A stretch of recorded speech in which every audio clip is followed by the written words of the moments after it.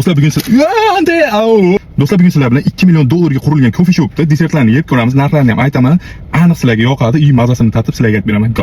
Oxirida mana unisini yeb ko'ramiz. Mana bunaqasi ham vaflisi ham bor ekan. Birinchi bo'lib kruvasondan boshlaymiz. Bismillah. Buni narxi o'zbek so'miga 50 mingmi shunaqa edi. Hozir hammasini narxini aytib o'tib ketaman. Ko'ringlar, narxiga arzirmi ekan. Vashi zo'r, ham 45 mingmi shunaqa edi, 50 ming atrofida edi. Bismillah.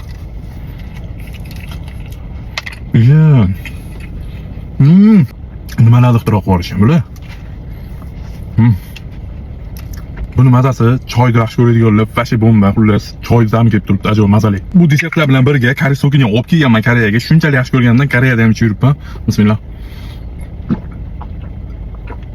Alhamdulillah, 100% lik kari soklari. Sizlar ham olib ichib ko'ringlar endi, olchalik ekan. O'zbekiston bozori ochiq desam hech kim ishonmaydi. Qaranglar, qancha narsa bor qilinadigan hali.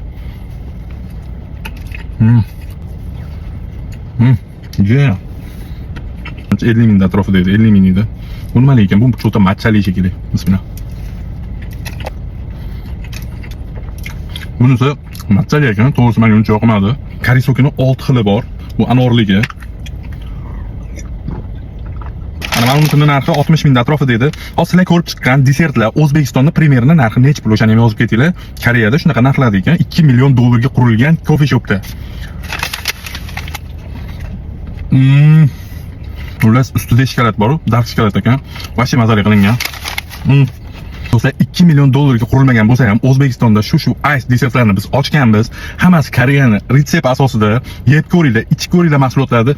Bomba xullas. Men sizlarga olib chiqayotganlarim qaranglar, hali beri yo'q O'zbekistonda. Endi xudo xolasa men o'zim har xil yangiliklar qilib olib kelaman. Like bosib qo'llab-quvvatlab turinglar. Xudo xolasa biz o'sishga harakat qilyapmiz. Rahmat.